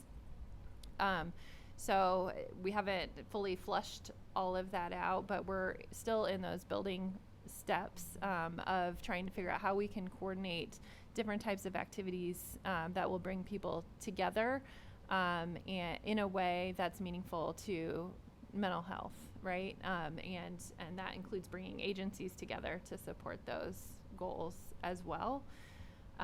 We know that our community suffers greatly from anxiety and depression. We know that we've been looking at our data. The EMS data is very telling, as is the ER data that we have access to. We know that our adolescents, particularly adolescent females, are at very high risk of depression and anxiety here in this community. That's echoed in the national data as well. So we know that these are things that we need to continue to address as a high priority. Our community health assessment work so far continues to underscore all of that. All of the data points that we're looking at continue to underscore that. But the way to address that, a large part of that is maintaining those connections. So, a lot of our nonprofits that work in the community, trying to figure out how we can leverage the work that they're already doing, like Chief Arusa is tasking some of his firefighters to be mentors for the Youth Mentoring Initiative. It's a critical component, right? Is trying to make sure that everyone has the support that they need and is building those community connections. So all of the ways that we can do those things all support public health and support all of our well-being and wellness. I would say, believe it or not, I think Monica's pioneering a new form of public health, because up until now, mental health and public health really were two separate entities. They didn't really work collectively together, and it wasn't the top priority for public health professionals. So I'm excited to see what Monica can. She's kind of creating it as she goes, this new model of kind of integrated public health into a community. So it's going to be interesting to watch as we try to figure that out. Great. There isn't a great playbook. I will say that there's only one school of public health in the country that has a mental health component in their public health school. Which So- is bizarre to me. So- Yeah. I think we'll see that change. It's always I fun to think be the we all first. recognize that that's critically important. It comes up on every community health assessment in multiple communities, but there's not a great playbook to draw from. Thank you. Yeah. Anything else? I know the fire department's doing a great job, and Eli Kuchar, the one that got shot at that July 4th thing, when I called Arusa, I said his name, and he reached out to Yeah. her. We got her into counseling, so Arusa did a great job. Yeah, it's tremendous to have these assets. Ashley and I were doing a TV interview the other day, and a gentleman walked up right in the middle of the interview and started mumbling and saying he was in a psychosis. And I just said, hey man, you want to go for a walk with me? And I walked him over to the fire department. Captain Joe Harding was there, and who was an EDO who's trained in mental health support, and was able to sit down with this young man and help work him through some of the issues that he was having. But just to know that those resources are Right. available, and Yeah. that there's a person that can passionately, or I should say compassionately talk to those individuals and competently talk to them and get them the resources they need, it's a huge asset to our community. Yeah, it was a great asset for her. Yeah. Jocelyn, Yeah, please. I think you kind of answered my first question, which was about the mental health initiative. So, just so that I understand how everything is consolidated, which sounds beautiful, I understand, like Mayor Fadden has just mentioned, mental health services can be provided by the fire department. Mhm. But in terms of the city's like outreach initiative Mhm. about mental health services or opportunities, that's all now consolidated underneath your department, right? Yes. I love that. Okay. And I'm really excited about that fact. That makes sense. Because I don't really, I mean, I love the mayor's initiative on mental health. It was good, but I don't like it because it has to live beyond an administration. And so now that it's in public health, there's professionals, frankly, that are equipped to be able to address that and move that forward beyond any one elected official's quote-unquote initiative. So hopefully now it just gets integrated into the work that we do.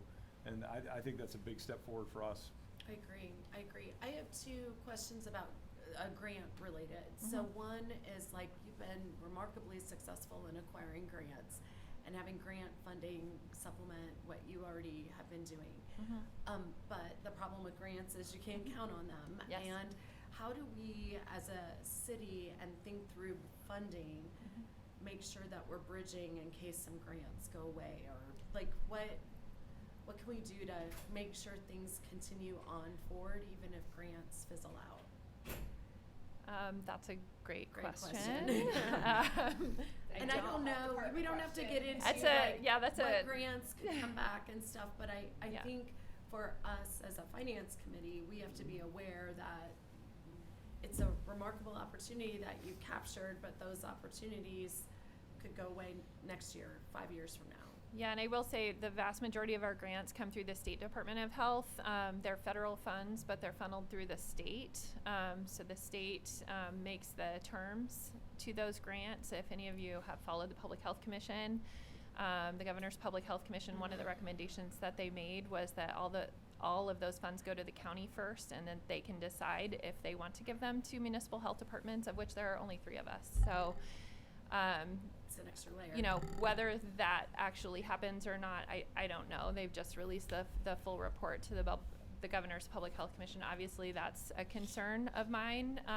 You know, grants, you know, most grants are temporary, right? But we look at a broad variety of different kind of funding sources and grants, and we send them to our community partners too when they're not a fit for us, you know. So that everyone is benefiting at least from the networks that we have of monitoring for those types of things. But you're right, there's no permanent solution unless you want to raise taxes, Well, which I don't think you want to do. So I also think Well, just there's. we need to be aware. Yes. of- Yeah, Yes. I also think that's just part of daily life and planning. Like as a controller's office, we monitor those things, and also some of these grants are shortened tenure for the very purpose that they exist. Yeah. They're to address a particular problem, and if the problem is solved or we move on, then you really shouldn't have those people still on staff. So we just have to constantly evaluate what's the long-range plan, what are the programs that we feel we need in perpetuity versus, you know, projects that are literally a year or two, like our contact tracers. You know, having 32 or 42 or however many we had at the peak, I don't know, contact tracers. 17, I don't know, whatever. But obviously, we don't need 17 contact tracers in today's world. So we still have 4 of those people working in the capacity of the hotline, because our hotline is still getting a lot of calls for the vaccines, you know, and they'll bump up again, but they're only as needed, so it's very sparsely funded, and that we're getting I think we're submitting for the 90% reimbursement through FEMA for those workers. Two additional ones have transitioned into some of these grant-funded roles. So one of those is a school liaison role. Again, focuses on vaccines and back-to-school vaccines, but she's doing a lot more than vaccines. That one at least is a little more broad and allows us to address anything public health related as it pertains to schools. So. That was my question about grants coming in. I have a quick question about grants coming out. So Cecilia, you can chime in on this. When we evaluated, oh gosh, I forget how many we had, 32, I think, applicants for the nonprofit grants. Just by computing in my head, I would say like 75% of those applicants were from nonprofit organizations that were either public health or social service related, of which we paused and said, hey, we want to be sure that those organizations' efforts are connected to your department. And so my question for your consideration is, if we brought that all city nonprofit grants dedicated to public health or social services came under the advisement of the health department, would make a lot of sense to me. And I don't know how we facilitate that, but that's basically kind of how we approached it this time, but not officially. So frankly, that model, like, that's what we do for everything arts and culture related in terms of granting funds out. That's under the purview of the Arts and Culture Commission, the folks that are experienced in doing that. So I just share with you, like, our nonprofit organizations are doing amazing work in the community in concert with you and filling in gaps. And I want to be sure those threads are tight. They are doing amazing work. I'm not gonna, you know, I have no idea if I should be advising on that or not. I know there's a wide variety of different projects that are happening, and I know that you're right, all of our nonprofits are doing amazing work, and we work with all or most of them, I think, on various projects and where we see overlap. So. Yeah. Okay. Thank you. I just wanted to toss that out there. Just one, are you seeing any increase in polio and stuff like that from kids that aren't being vaccinated? So we thankfully don't have any polio cases here. I'm gonna find something wooden to knock on. That situation in New York is well, completely preventable, for one thing, because they only have 35% of their population is vaccinated for polio.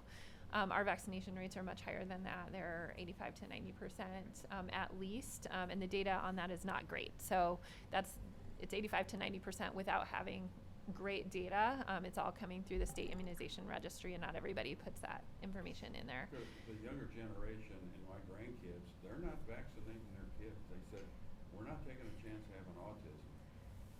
And there is absolutely no link with autism and vaccine, so it's unfortunate how pervasive that viewpoint has become. And we have seen and continue to see those outbreaks pop up where we have those pockets. So it is critical that the entire population, or that the majority of the population, be vaccinated in order to give us protection from diseases like polio, which is what happened in New York. Grandparents, you can't force them. Right. But we're concerned as grandparents what's going to happen. And it should be a concern for everyone, quite frankly, because this is how, I mean, these are the major public health successes of the last century, have been all vaccinations, and I think people haven't seen the devastating effects that those vaccine preventable diseases can cause in humans, because we have so successfully vaccinated our population. But we will start to see more and more of those pop up as those vaccination rates go lower. I was in Rotary for 40 years, and we were one of the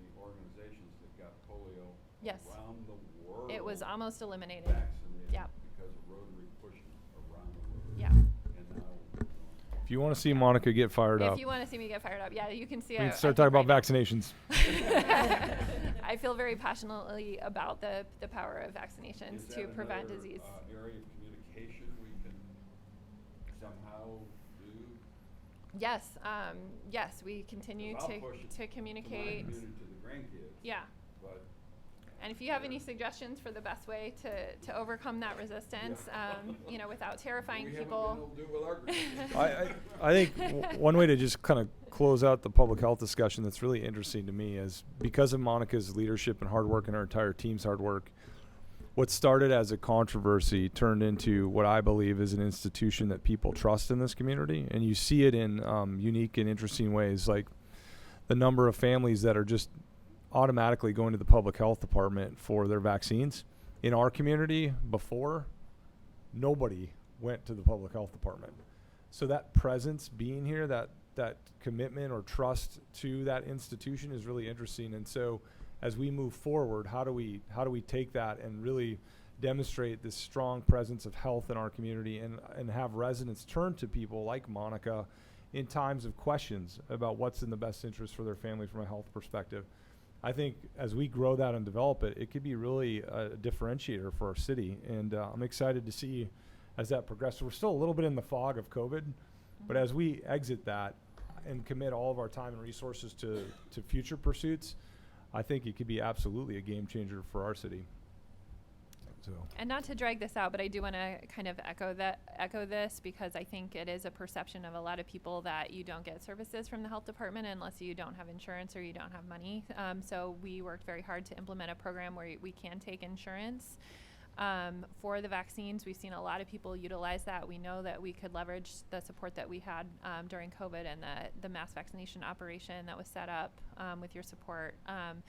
To build that trust in the community, which is so critical in times of need. So we saw those failures, I think, from public health generally because people didn't have personal experience with their health department and didn't really understand what health departments did, and it made it very much more difficult to listen when we're trying to say something that's important, you know, to your health and wellness. So my goal is to offer services that everyone can take advantage of and that serve everyone so that everyone has an understanding of what the value is to them directly. So that's our goal, and I thank you for all of your support in helping us get there. Thank you, Monica. Last but not least.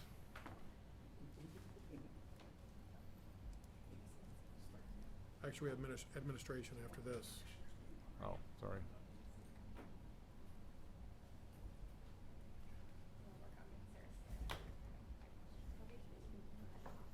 Yeah, sure. I can start talking. Hi Good morning, there, Sarah. everyone. Good morning. So as you know, Parks is essential to creating connections and quality of life within the community through the parks and programming that we provide. Our 23 budget provides the addition of opening Geist Waterfront Park. We're very excited about that, fully staffing that. We're anticipating a March 2023 opening. We're also making some enhancements to other park spaces, including completing a restroom build at the Agri Park, adding another laser cutter to the Maker Playground. It's our most popular piece of equipment. It's booked 24/7. So adding another one of those. We'll be in our second year of our HSC Teacher in Residence program with our second grade at the Agri Park and fifth grade at Maker Playground. And that partnership with HSC schools has just been really phenomenal. We see 1,200 to 1,400 children at each location, including Ritchie Woods, 3 times a year. And then those teachers are also going into the schools to provide lessons and curriculum that aligns with the Indiana State Learning Standards and works in partnership with each of those teachers as well too. So it's a really great relationship that we have. Additionally, we are looking forward to providing programming for up to 3,000 children in the summer for summer camps. We expanded our summer camp offerings this year. We maxed out all of our existing locations, and then we also added new camps for older children, for 8 to 12-year-olds at the Maker Playground, both full-day and half-day options, partnering with a variety of community partners like High Frequency Arts and the Indianapolis Arts Center, Snapology, and a fashion and design contractor. We'll also be offering some break camps as well too, so spring break and fall break, to offer some enrichment opportunities for the youth. Additionally, we are building off of our really successful concert series this past year, and continuing our partnership with MOKB Presents to offer both free concerts and also ticketed concerts next year at the amphitheater. I would tell you that this is a department to keep your eye on, not in a bad way, but it's going to go through a transformation.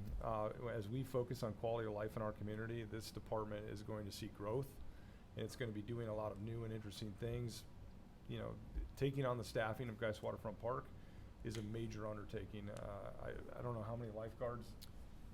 We'll be hiring about 35 lifeguards and then a full-time aquatic manager. So, you know, just all of that is a scale kind of thing in the makerspace. And Sarah was just sharing with me the other day, you know, our Acre Park is seeing a couple hundred people a day out there. And then we ran out of food again.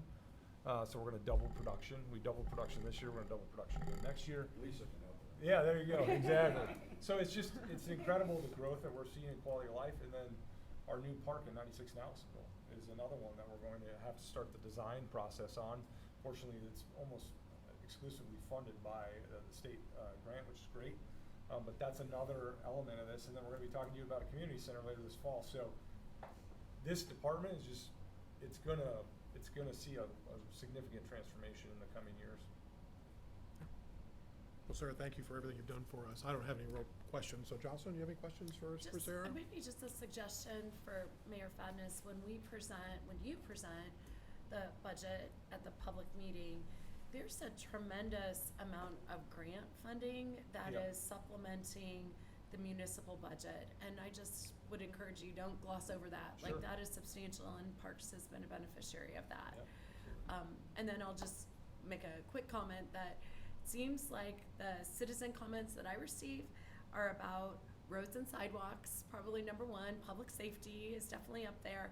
But parks is the most front-facing, interactive opportunity that we have with the citizens we serve. So you have a lot going on, and I know it's appreciated across the city. So thank you very much. I was going to say we couldn't peek at where you are, so I might have some Yeah. follow-up Sure. questions, but Technical let me move it questions. along. Yeah. Thank you. Technical. So Thank you. Technical.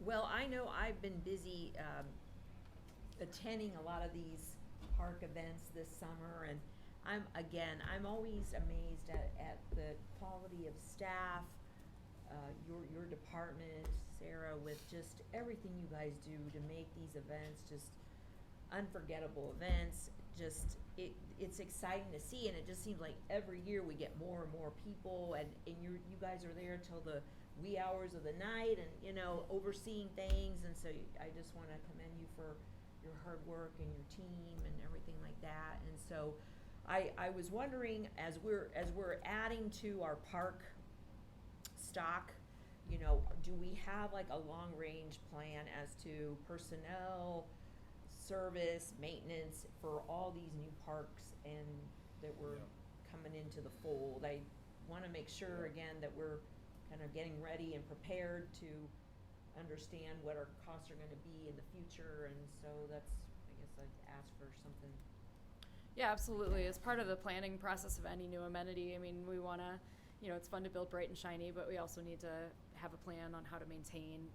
So with Geist Waterfront Park, for example, we have built into that operations plan, both the maintenance side and the operations side, staffing it up with some personnel in Parks DPW for the maintenance, and then on our side, on the programming side, that is definitely taken into consideration. But we're working through a pro forma with the community center and the staffing plan for that facility, for the, daily maintenance, as well as long-term maintenance and operations of that facility. Great, thanks. Brad? How are we handling the situation with damage in our restaurant? It's getting better. It is getting better. But I set out a mandate, like, solve this, but solve it in a way that doesn't require a mom and her kids or a dad and their kids to not have a bathroom open at the parks. Like, closing the bathrooms is not the solution to the damage to the parks. It's getting rid of the people that are doing the damage. And I think we're making improvements in that area. And I think vandalism has declined significantly through cameras and other. Tracy's Do we been have helping. cameras? Tracy has has been working on it this year, and then next year has contemplated an expansion to some of the other Do we have parks. cameras on all those? We're working That's through all that. part of the, Right, so yeah. Berkey, Holland, and Ritchie Woods are the top three that we're getting cameras placed into, and the ability to automatically shut a door at night and open in the morning. Oh, you can So- well, We have that this fall. Oh, Yeah. great, Yeah. great, Yeah. great, oh. So, but it's So a you might combination have to what the people go out mayor's there and concept, close right, of those. getting those folks out of our parks, as well as technology to improve our abilities as well. So it's Oh. a combination. Great. Well, and we've really, it's been a multi-departmental approach, so we've worked with PR on the messaging, with PD on increased patrols, and IT and PD in concert with adding cameras, where they make sense. And then, with, Parks CBW, their help as well. It's just been a multifaceted approach. This isn't one department that can solve this It's a shame problem. it happened, but Yeah, I it is. had to deal with it too, right? The only other request I have from Rick Paul, more pickleball courts.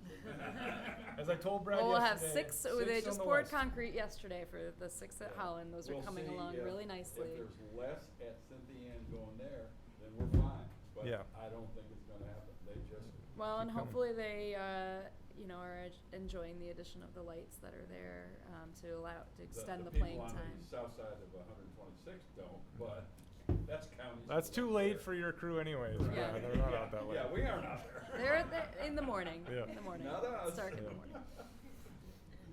But yeah, as I said, we'll monitor whether these six alleviate some of the stress on out east, because I do know a lot of people on the west side are driving all the way out there to use the pickleball courts. And if it doesn't, then we're gonna have to look to plug in more courts in the future, so. Thank you, Sarah. All right, thank you. All right. Administration. Yeah, I can cover administration real quick. Do you need me, I can Tracy, walk. can you hear me? Or do I need to walk over there? You're good. Okay, I'm good. Okay, so, If it'll come up, Tracy. Oh, dang it. all right, well, I can cover it anyways. So there's about $2 million in personnel costs. So what that covers is the mayor, myself, city attorney, administrative assistant, your guys' salaries, as well as our customer service and our business solutions groups team. So that team's not growing this year into 2023. The remainder of our cost is just shy of $3 million. It's mostly professional services. Over half of that goes to our insurance costs, about $1.65 million for insurance. That number is going up from 22 to 23. Two big factors for that: cyber insurance. I think everyone's realizing that cost is going up. That's a piece of it. And then Sarah just walked out the door, but adding a park that has public access to water, we got to increase our insurance a little bit for that as well, right? The other big addition from last year or this current year to 2023 is we're adding back in the $250,000 for the nonprofit. So last year, if you guys recall, you approved spending ARPA money towards that. This year, we need to bring that back in-house. That's a $250,000 add from last year towards this year. Everything else remains the same. There's membership fees, postage, our American Legal Publishing service, things of that nature. But those are the two big adjustments: are increased insurance and bringing nonprofit $250,000 back into the administration buckets. Coming up, Did I cover it? Maybe, we'll Yeah, get there, there it is. Yeah, but you walked through the, yeah. There you go. I'll just fix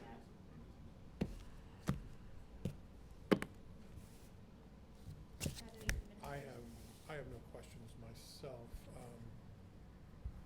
I'm happy to see nonprofit grants added back in. Thank you for that. Yeah. That is important. Absolutely. If if we could increase the nonprofit 300,000. 300,000? From 250 to From 300. 250 to 300, yes. I'll second that. It's just a personal thing, of Brad, okay?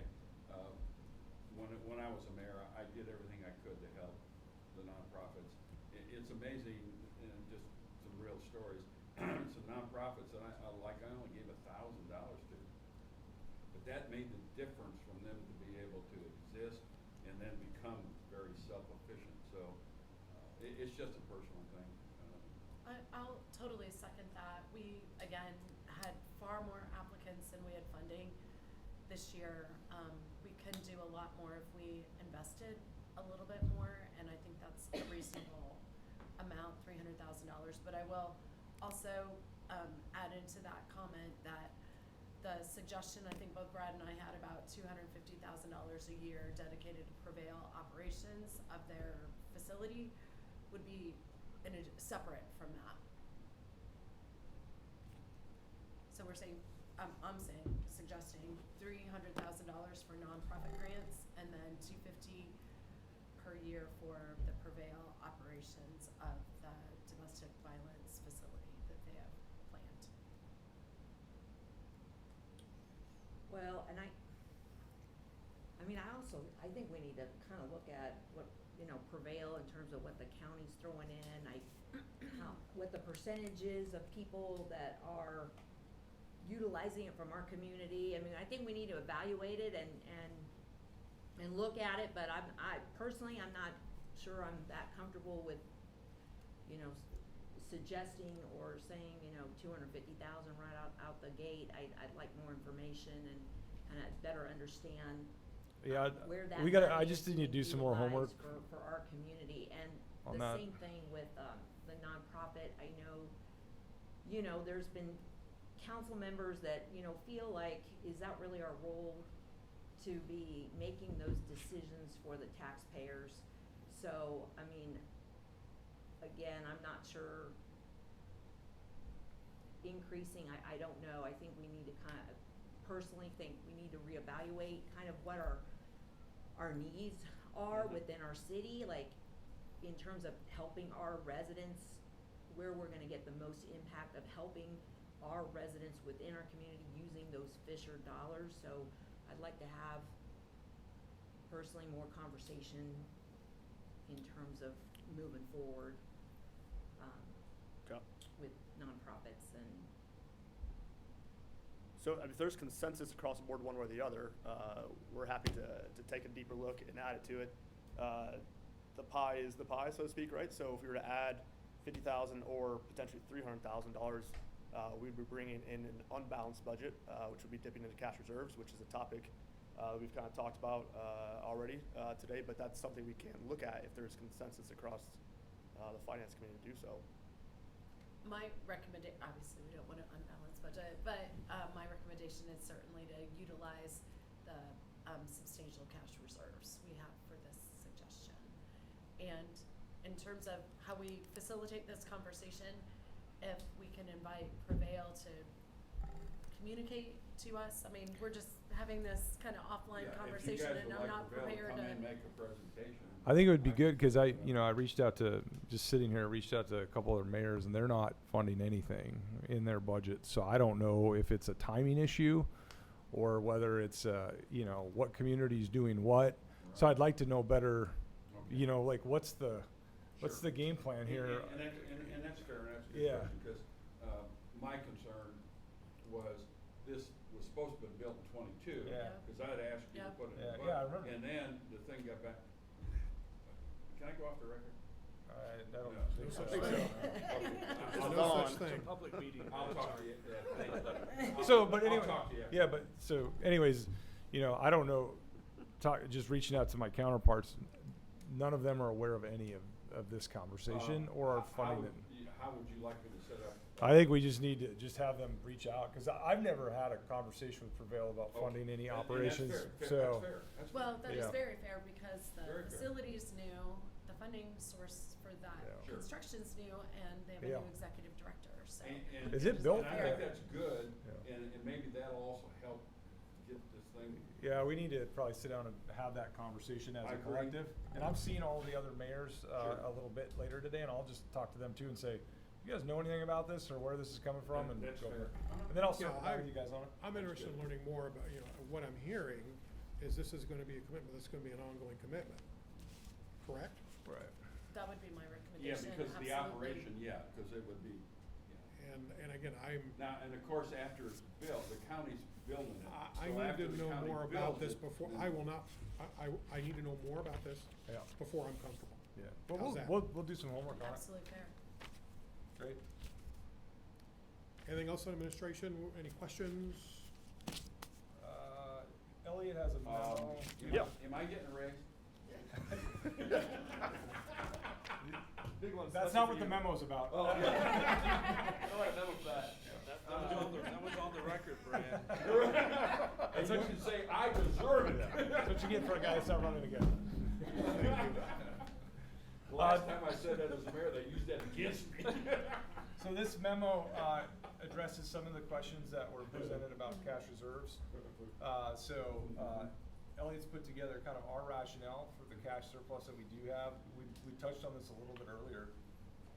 You have equipment, like vital equipment, public safety equipment that's doubling in price. You have road projects that are up 25 to 35%. And we have a lot of ambitious projects and goals moving forward. So, to say that we're just sitting on cash reserves for the sake of sitting on cash reserves is not the way I would articulate it. It's that we're entering a time period where we will potentially need to draw on these funds. And if not, after this, 3 or 4 years, hopefully as these things develop and we build them, they come on budget and they meet our expectations financially, great. If inflation goes down, great. Then our anticipation would be, we still have a lot of road resurfacing to do, and a lot of this excess cash reserves could go into neighborhoods and finish those roads and really help us kind of move ahead in the maintenance program. So read the memo. If you have questions, feel free to reach out to Elliot, but this just gives you some context for why we feel it's important to keep cash reserves at this particular time and place in our city's history. And I don't think, Elliot, do you have anything else? No, this is just intended, have a conversation over, right? Sure. So Yeah, internal and I document for us to work appreciate on, that. It's a following up very from last finance committee meeting. Important start, thank you. Yeah. Never have too much cash. Well, if there are no other questions with respect to this, I will entertain a motion to adjourn. Second? Yes, second? I think, are you? Motion to Motion. adjourn? Motion. I Second. I'm seconding. Oh, I'm sorry. I need a You motion. didn't do the motion. I will do the motion Entertain. to adjourn. Thank you. Second. All those in favor, please say aye. Aye. We are adjourned. Thank you all very much for Thank you, John. helping us out today. Brad, good to see you. Thanks for joining us today. Thank you for allowing me. You guys, I need Anytime. to grab a